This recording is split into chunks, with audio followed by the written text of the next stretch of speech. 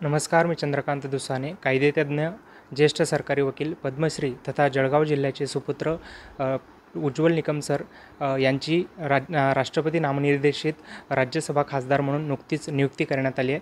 श्री उज्ज्वल निकम यांनी 26/11चा आतंकवादी हल्ला असेल, यासोबतच 1993मध्ये मुंबईत झालेले दहशतवादी साखळी बॉम्बस्फोट असतील, यासोबतच गुलशन कुमार हत्या प्रकरण असे हाय प्रोफाईल केसेसमध्ये विशेष सरकारी वकील म्हणून महत्त्वपूर्ण योगदान दिलं होतं आणि त्यांची नुकतीच आता राज्यसभा खासदार म्हणून नियुक्ती करण्यात आली आहे आणि यानिमित्त आज आपण त्यांच्याशी संवाद साधतोय. सर, तुमचं सुवर्ण खानदेश लँग्वेजमध्ये मनापासून स्वागत. धन्यवाद. नुकतीच राज्यसभा खासदार म्हणून नियुक्ती करण्यात आली आहे. खरं तर वकिली ते आता थेट संसद असा हा प्रवास आहे. काय पहिली प्रतिक्रिया? निश्चित एक आव्हानात्मक काम आहे असं मी मानतो, कारण या देशाच्या राष्ट्रपती यांनी जो माझ्यावरती विश्वास प्रकट केला त्याबद्दल मी व माझे कुटुंबीय माननीय राष्ट्रपती महोदया यांचे खूप आभारी आहोत. त्याचप्रमाणे या देशाचे पंतप्रधान माननीय मोदी साहेब, तसेच गृहमंत्री अमित भाई, तसंच महाराष्ट्राचे मुख्यमंत्री देवेंद्रजी आणि पक्षाचे अध्यक्ष, भाजप पक्षाचे अध्यक्ष नरेंद्र नड्डाजी, या सगळ्यांनी जो माझ्या नावाची शिफारस राष्ट्रपती महोदयांनी केली आहे असं मला कळवलं, याबद्दल मी त्यांचं देखील अत्यंत आभारी आहे.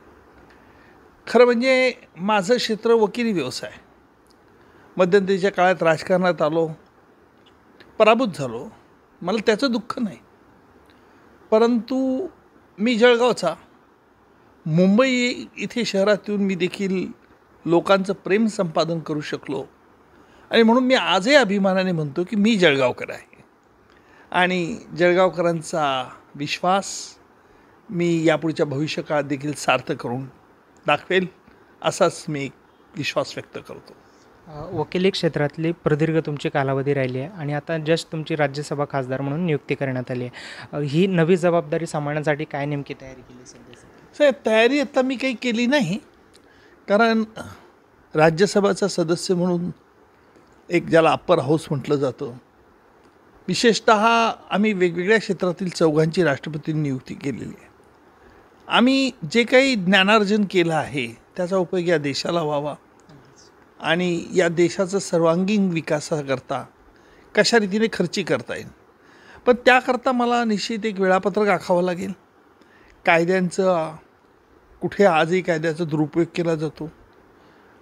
बाबासाहेब आंबेडकरांनी जे भारतरत्न बाबासाहेब आंबेडकर यांनी जे आपलं संविधान तयार केलं, आज जगातही त्याला सर्व मान्यता आहे आणि ह्या संविधान याचं व्हॅल्यू, महत्त्व आणखी वाढेल कशी, आपल्याला काय करता येईल.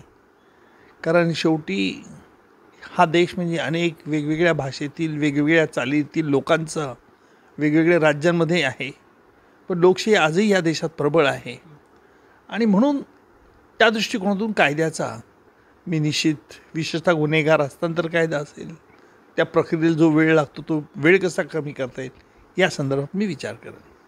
राज्यसभा खासदार म्हणून नियुक्तीसंदर्भात पंतप्रधान श्री नरेंद्र मोदी यांचा तुम्हाला कॉल आलेला, तो प्रसंग नेमका काय?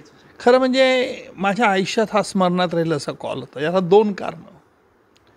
त्यांनी जेव्हा फोन केला, ज्यावेळेला त्यांच्या सुरक्षा रक्षण सांगितलं की आपसे प्रधानमंत्री बात करना चाहते, थोडासा धक्का बसला. परंतु मोदी साहेबांनी हॅलो, त्यांचा आवाज ओळखल्याबरोबर म्हटलं यस सर, मैं उज्ज्वल निकम. त्यावेळेला ते म्हणाले मी मराठीत बोलू का हिंदीत बोलू?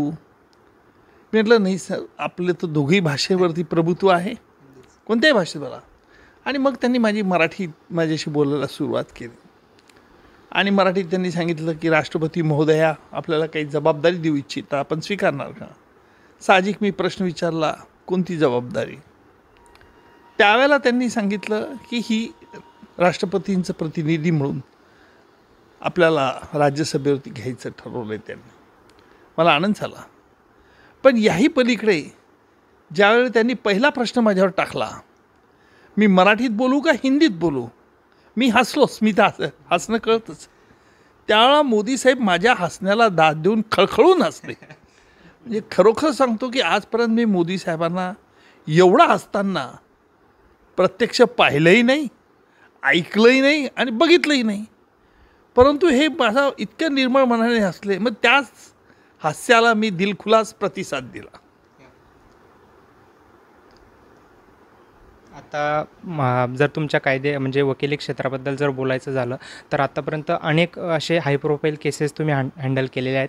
वैयक्तिकदृष्ट्या अशी कुठली केस होती जी तुम्हाला आव्हानात्मक वाटली? नाही, प्रत्येक केस ही मला आव्हानात्मक होतीच. कारण प्रत्येक खटल्याचं वैशिष्ट्य वेगळे. ही केस सोपी होती आणि ही कठीण होतं याला म्हणण्यात काय अर्थ नाही. काय कोणत्याही केसचं वैशिष्ट्य वेगवेगळं असतं. कोणत्या केसमधून आपण समाजात आणि देशात काय संदेश पोचू इच्छितो हा एक भाग महत्त्वाचा. 26/11चा खटला हा कसाबला फाशी देणं किंवा फाशीपर्यंत आम्ही नेणं खटला काही फारसं मोठं आव्हानात्मक नव्हतं. परंतु या खटल्याच्या माध्यमातून पाकिस्तानचा चेहरा उघडा कसा करायचा हा महत्त्वाचा प्रश्न आहे. दुसरा महत्त्वाचा प्रश्न असा होता की 26/11चा हल्ला म्हणजे हॉटेल ओबेरॉय, हॉटेल ताज, नरिमन हाऊस, रेल्वे स्टेशन हे सर्व वेगवेगळी विखुरलेली स्थानकं होती. त्यांच्यावरती एकत्रित ज्यावेळेला हल्ला होतो तेव्हा त्याला देशाविरुद्ध युद्ध म्हणता येईल का? हॉटेल ओबेरॉय, हॉटेल ताज सरकार नाही आहे.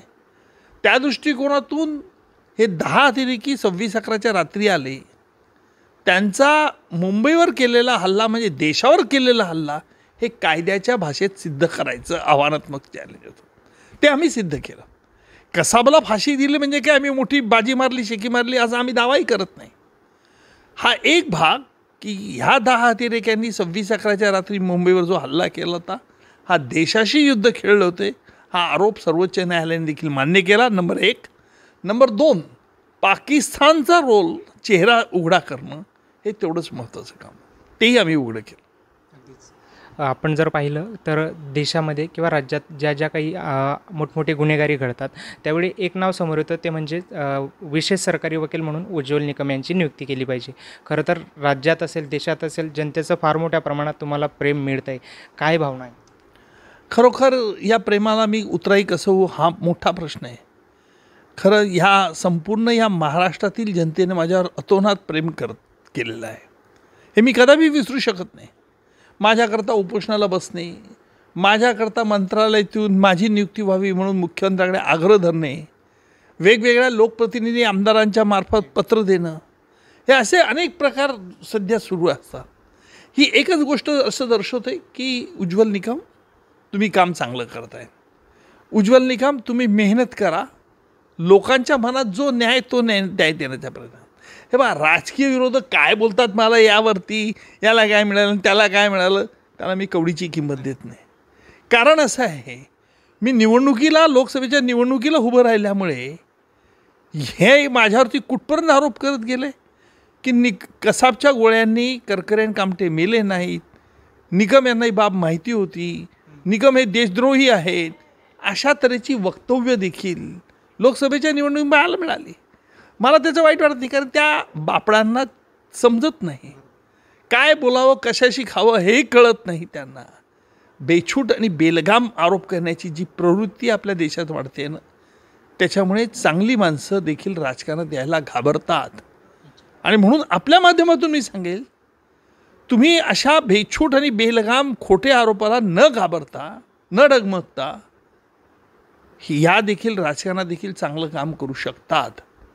आणि म्हणून राजकारण हे वाईट आहे असं म्हणणाऱ्यांची देखील मला कीव येते. राजकारण चांगलं ठेवता येतं, तुम्ही कसं वागतात, काय वागतात यावरती अवलंबून आहे.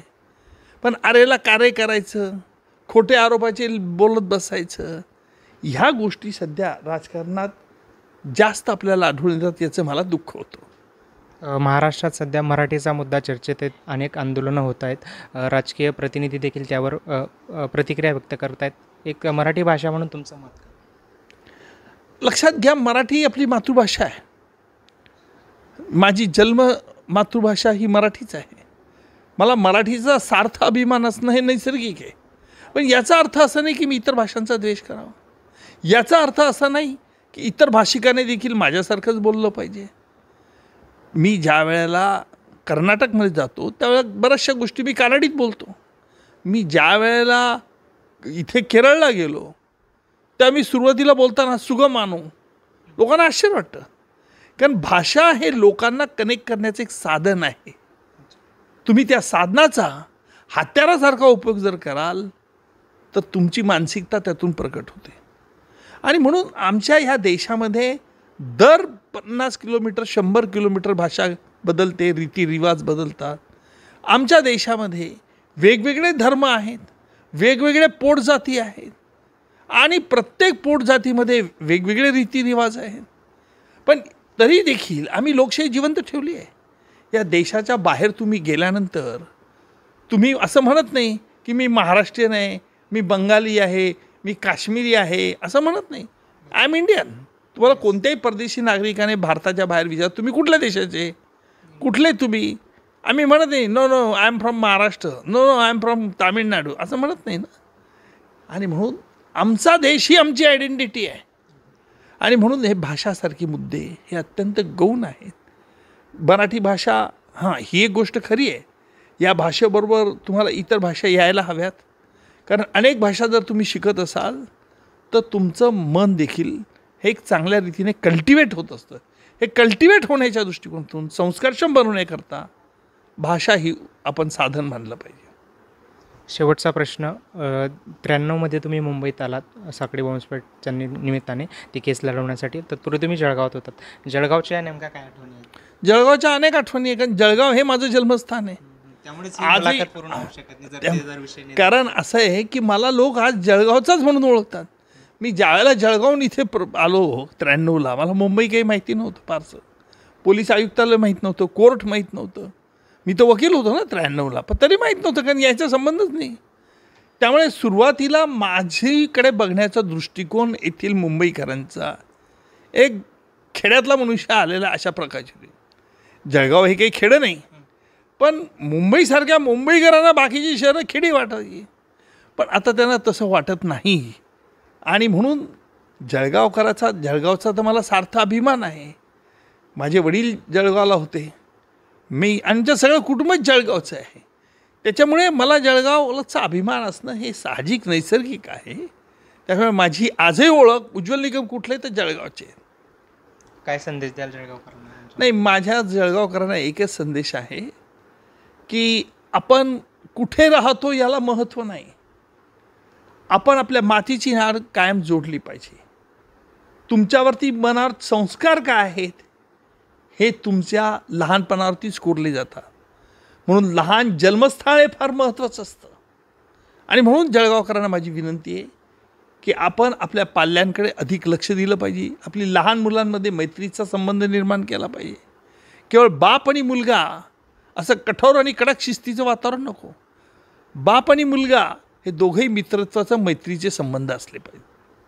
हे जळगावकर लक्षात ठेवतील मला खात्री आहे. आणि नमस्कार जळगावकर, केव्हाही काही कुठेही काही अडचण असेल, मी उज्ज्वल निकम कुठेही असलो तरी आपल्या कुठल्याही म्हणण्याला मी दाद देईल याची खात्री बाळगा.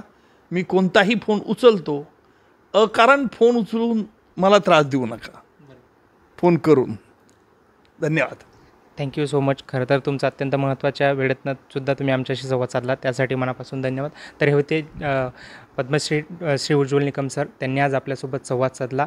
थांबूयात आज आपण इथं. चंद्रकांत दुसाने, सुवर्ण खानदेश लाईव्ह न्यूज, मुंबई.